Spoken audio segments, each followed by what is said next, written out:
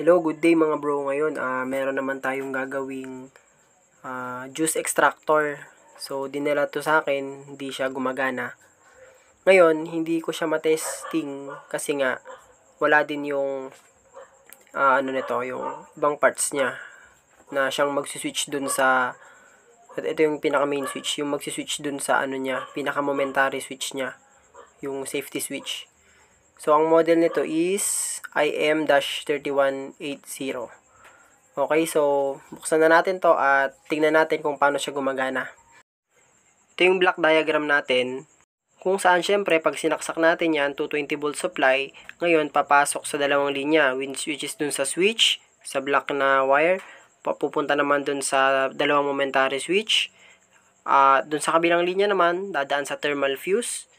At pag na-supply na si stator, ayan, masusupply si stator, lalabas naman yung supply ng stator papunta dun sa dalawang carbon brush para umikot ngayon itong si armature. So, ganun lang naman kasimple gumagana to mga bro, kaya sobrang dali lang intindihin. Kaya unang kailangan gawin, kailangan masigurado na okay ang switch. Itong mga switch na to, dumadalo yung linya. So, na-check ko na yan, good yan. Tapos, isusunod naman natin tong thermal fuse. Kasi pag sira yan, wala, hindi siya gagana. Para siyang ganito, para siyang putol. Okay? So, walang magsusupply dun sa ating stator. So, yan yung i-check natin mamaya. Dapat meron yan. Okay? Yan. So, nakikita nyo yung, yung diagram. So, actual natin. So, ito na yung ating, motor, no? So, dito, kita nyo. So, umpisa pa lang ng video, pinakita ko na halos yung diferensya. Hindi ko na pinakita kung bakit hindi siya gumagana dahil napaka-basic naman na kasi, no? At alam niyo naman na siguro na may dahilan na bakit siya hindi gumagana. So, papakita ko sa inyo tong kanyang thermal fuse. Ayan, so kung nakikita, 3 ampere, 115 degree, siya. Tapos, ayan, so ngayon, papakita ko na yung sira niya. Ito yung sira. So, sira na tong na to, thermal fuse na to. Kasi possible uminit to nagamit ng sobrang matagal or sa sobrang tagal na hindi nagamit tsaka biglang ginamit kaya nag-react ngayon yun. So yun yung mga cause, no. So ito papalitan natin to ng bagong thermal fuse. Pero para makasigurado tayo na hindi talaga siya gumagana, gagamitan natin siya ng analog multi tester. So ako kasi na-check ko na to, na-troubleshoot ko na, kaya hindi na tayo nag-umpisa dun sa pinaka-umpisang troubleshooting dahil alam niyo naman kung paano mag-troubleshoot ng mga switches. So, napakadali lang nun. Para ka lang nagte-testing ng, so, continuity. Okay, so, kita nyo, no? Wala siyang continuity. So, hindi pumapalo yung tester natin. So, ayan. Kumpirmado na sira na nga yan. So, ito meron tayong biniling bago. So, ayan, same rin. Ampere rating 115 din yung niya, capacity niya. 3 ampere, hindi lang masyadong kita sa video. Ayan. Gaya nga ng sabi ko, kapag wala siyang continuity, ibig sabihin hindi dadaloy dun sa mismong stator, hindi siya makakadiretso hanggang dun sa may carbon brush papuntang commutator nung armature. Kaya, ang may linya lang doon is yung doon sa may mga switch dahil yun yung good. Pero yung papunta doon sa linya ng thermal fuse is wala. Ayun, so, I hope na nakukuha nyo mga bro dahil napakahalaga na alam nyo rin yung mga ganitong basic troubleshooting kasi ma-apply nyo rin to sa mga motor eh. Diba gumagawa nga tayo ng mga basic electrical sa motor. So, kung kaya nyo yun, kaya nyo rin dito. Kasi, ang kaibahan lang siguro dito kasi AC ang supply ng mga juice extractor na kagaya nito. So, ganun din naman para lang din kasi siyang stator ng motor, no? So, ganun lang din mo siya iintindihin dapat para hindi lang tayo sa motor lang medyo may alam. Dapat meron din tayong alam sa mga basic na sira ng appliances. Kung thermal fuse lang naman pala ang sira at alam mo namang gumamit ng tester, di ba? Di subukan mo na lang. Basta ingat-ingat lang kayo kasi dito, AC yung kuryente. At mas mataas, 220 volts. Kaya, doble ingat na lang mga bro. So, dito, pinapakita ko lang naman yung basic na troubleshooting para mas madali niyo siyang masundan. At nag-provide na rin ako ng diagram. Para hindi lang puro salita, 'di ba? Meron din kayong pagkuhanan ng information. So, ganito yung itsura kasi nito, yan yun, nakaipit siyang ganyan, tapos ito, nakadikit siya dyan, so ganyan yung dating itsura niya, ayan, so, dun sa may puting wire na putol, dun nakakabit yung linya, nung 220 volts, yung itong puting wire na to, yan, dito siya nakakonekta, tapos dadaan siya dyan, so yun nga naman, pagka nga naman sira tong thermal fuse na yan, walang dadaloy dito sa, itong coil na to, sa stator line, kasi dito sa kabila, okay naman yan eh. Parang ganyan lang din ang itsura nyo. Pero diretso nga lang dito. Kasi nga dumaan lang sa ano yan. Yung linya niyan na orange na wire. Yun, nakadiretso lang din sa carbon brush papunta dun sa commutator. So, para lang inikot-ikot na wire yan mga bro. Isipin nyo para lang siyang nakaikot-ikot na wire. Ayan. So, kaibahan lang dito may fuse for safety. Para pagka naman kasi uminit yung motor, hindi masunog. Yun yung purpose ng fuse. Pwede namang erekta yan, pero hindi natin ginagawa yun kasi nga, for safety. So, doon pa rin tayo sa kung paano siya ginawa ng mga manufacturer. Hindi tayo pwedeng although pwedeng i-jumper sana yan para wala ng fuse, pero napakadelikado po nun. Hindi natin pwedeng gawin yun at hindi ko rin pwedeng ipakita sa inyo yung ganon. Dahil hindi siya magandang aral, no? Hindi siya magandang practice para gawin. So testingin natin, no. Ngayon, para ma-testing niyo na good yung motor or yung stator, so tetestingin natin siya dito. Alin man diyan sa part ng magkabilang part ng palagay ng carbon brush, dapat may reading 'yan. Okay? Dito may reading siya. Ayun, no. O yo, 'di ba? Ibig sabihin pag gaganyan, alam nyo na walang sira yung carbon brush, nakakadaloy naman ng maayos yung kuryente dyan. Ganoon din naman sa kabila. Check din natin. Ayun, goods din, no? Ibig sabihin, ako nakakasigurado ako na good yung motor. Kitang-kita naman sa appearance eh. Pero pagka kasi yan wala ng linya, possible uminit yan, naputol sa loob yung ibang winding. So dito, ayan, para lang siyang wire na inikot-ikot. Ayan. Para lang siyang iisang wire na inikot-ikot na So, kumpirmado ito nga ang sira. Yun nga yung kailangan nating palitan at yun yung kailangan nating ipalit. So, dito, ito na. So, gagayahin din natin yung itsura nung kung paano siya in-install. Pero, hihinangin na lang natin siya, no, para mas matibay. Ngayon, dito naman sa paghihinang, tiyaga-tiyaga lang kasi coated po ito ng electrical varnish yung mga gansa na to. Kaya kailangan tiyagain nyo lang siyang hinangin hanggang kumapit. At tips naman dito sa pag-install ng kanyang thermal fuse, yung mga paanong thermal fuse na yan, kailangan wag nyo masyadong babaran ng hinang pagka hinihinang nyo. Parang yung gagawin ko. So, hihinangin ko siya pero hindi ko siya pwedeng tagalan kasi masisira yan. Experience ko na yon. Nakailang beses na akong sira nung biglang na-install ko na hindi pa rin gumana, yung pala sira ulit yung thermal fuse kasi nga masyado ko siyang nainitan ng soldering iron.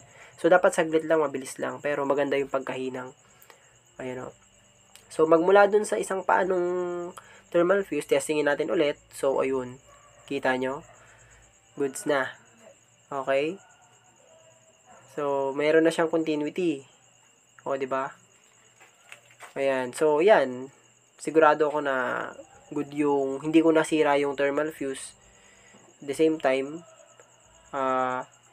may ibabalik natin to ng mas maayos. Okay? So, syempre, yung isang paa, dun naman natin ilalagay dun sa isang pinagputulan. Yung may white wire dun na putulo.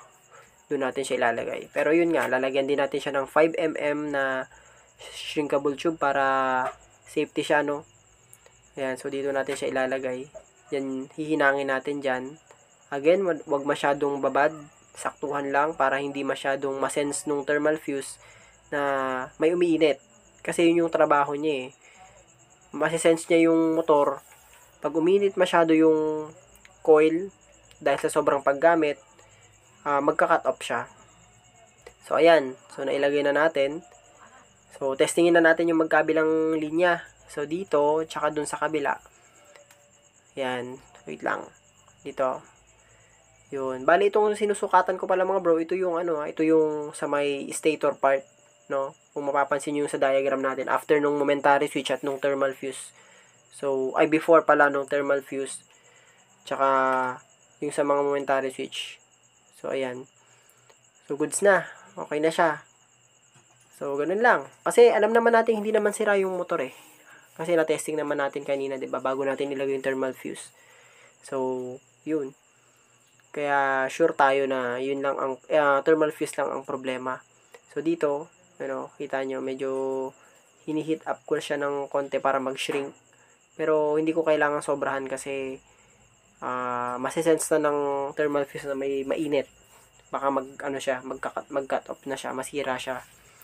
So, ayan, goods na. So, ganito lang, oh. Before sa thermal fuse, at dun sa isang linya ng stator, ayan. So, nakumpirma na natin na okay siya. So, lalagyan ko siya ng isang klase na matibay. Ito, matibay itong gamit kong nylon cable tie na to. Kalimutan ko lang yung brand, di ko nakita dun sa pack.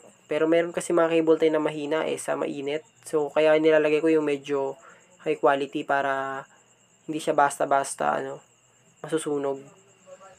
So, ayan. Double check ulit. Ayan, so palaging mag-double check, no? Bawat galaw, hanggat maaari, double check bago isara, bago ibalik, double check nyo. Kasi, hindi natin alam, baka may mamiss tayo or magkamali tayo bigla. May maputol pala. Kasi nangyari na sa akin yun eh. So, kita nyo yung mga orange tsaka white wire na yun, mga bro. Yun yung orange wire, yung dumaan sa mga switch, oh. Yung kita nyo sa diagram kanina. Siya yung papasok sa stator. Ganon din naman dun sa kabila. Yung isang linya napapasok naman dun sa thermal fuse. Ayun.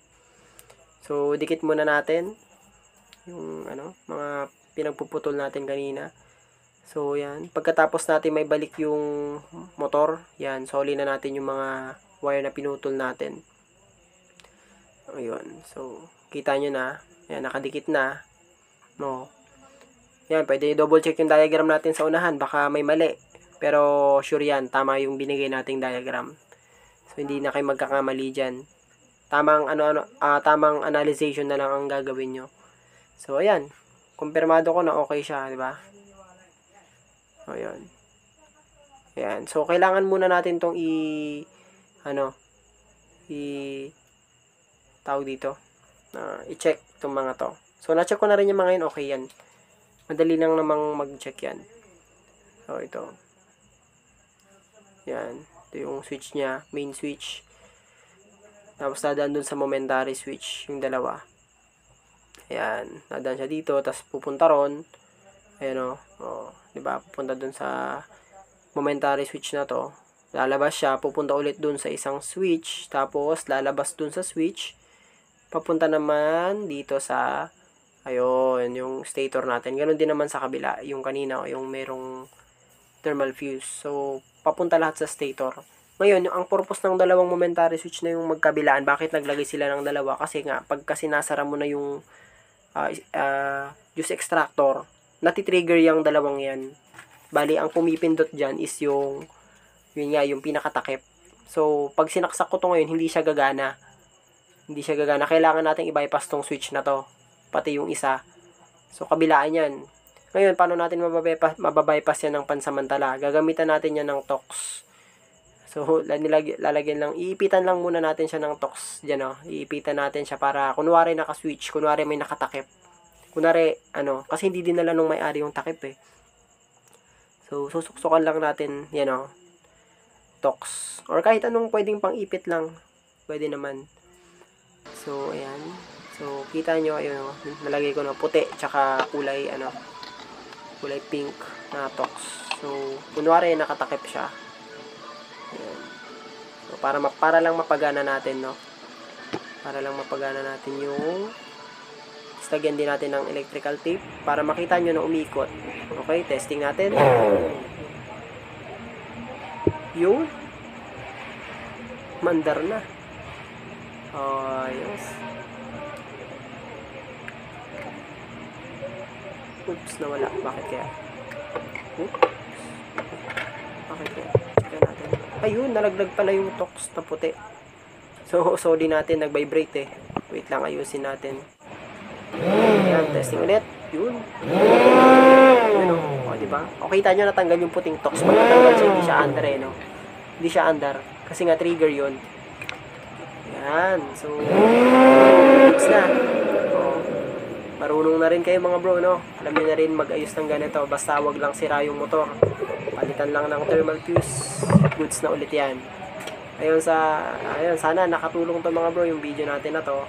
At huwag niyo sana kalimutang mag-like, share, and subscribe sa ating channel. Maraming salamat.